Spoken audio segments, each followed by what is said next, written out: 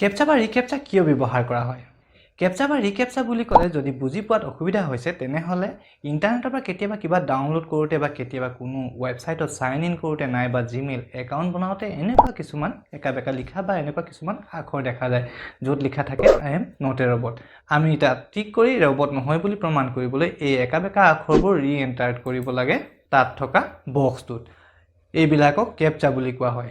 কিন্তু কিয় মই ৰবট হয় নে নহয় জানিব বিচাৰে? জানো আহক কেপচা বা ৰিকেপচাৰ বিষয়ে মোৰ হতে মই অনুপম আপোনালোকক পুনৰবাৰ স্বাগতম জনাইছো অসমীয়া YouTube channel সন্ধানলৈ।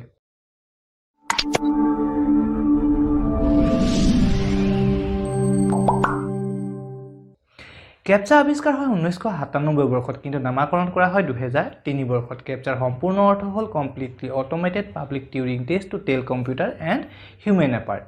Louis von Ahn নামৰ ব্যক্তিজন এই কেপচাৰ আৱিষ্কাৰক। এই কেপচাক স্পেম প্ৰতিৰোধ কৰিবলৈ ব্যৱহাৰ কৰা হয়। পিছে স্পেম বুলি কওঁতে যদি বুজি পোৱাত অসুবিধা হৈছে তেন্তে ইয়াত স্পেম মানে সাধাৰণভাৱে বুজিবলৈ আমাক ক্ষতি কৰিব পৰা কিছুমান ছফ্টৱেৰ বা ৰবট বা কম্পিউটাৰ বুটৰ কথা বুজাবলৈ ব্যৱহাৰ কৰিছোঁ। ধৰা হওক ভাৰত পাকিস্তানৰ ক্ৰিকেট খেলৰ টিকেট অনলাইনত উপলব্ধ। তেন্তে ভাবি চাওকচোন এই টিকেট পাবলৈ কিমান হেতা ওপৰা লাগে। যদি এই কেপচা বা ৰিকেপচা নথকাহেঁতেন কোনোবা চতুৰ কম্পিউটাৰ প্ৰগ্ৰেমাৰে এনেকুৱা এটা ছফ্টৱেৰ তৈয়াৰ কৰিলেহেঁতেন যাৰ সহায়ত নিমিষতে সৰহ সংখ্যক টিকেট এজন মানুহে বুক কৰি ল'লেহেঁতেন। আৰু হয়তো ব্লেক মাৰ্কেটৰ পৰা আমি তেওঁৰ পৰাই অধিক দাম দি এই মেচ চাবলৈ টিকেট কিনিবলগীয়া হ'লহেঁতেন।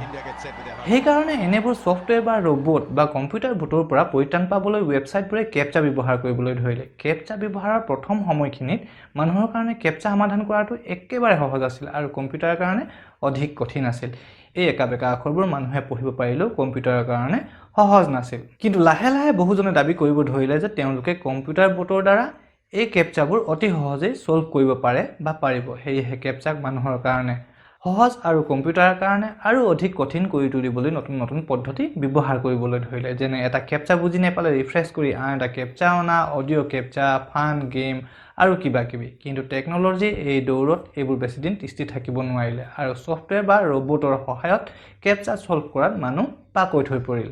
এইবোৰ কাৰণতে গুগলে নিজকে স্পেমৰ পৰা সুৰক্ষিত কৰিবলৈ কেপচাৰ ঠাইত নো কেপচা ব্যৱহাৰ কৰিবলৈ ল'লে আৰু ই মানুহৰ কাৰণে অতি সহজ হৈ পৰিল কিয়নো ইয়াত কেৱল সোধা হয় আপুনি ৰবট নে মানুহ আৰু আপুনি মাত্ৰ ইয়াত থকা বক্সটোত টিক দিব লাগে। কিন্তু দেখাত ই বৰ সহজ যেন লাগিলেও কথাটো আচলতে এনেকুৱা নহয়। আপুনি ইয়াত I am not a robot লিখা ঠাইডোখৰত টিক দিওঁতে কম্পিউটাৰে ছেকেণ্ডৰ ভিতৰতে আপোনাৰ বহু তথ্য সংগ্ৰহ কৰি লয়।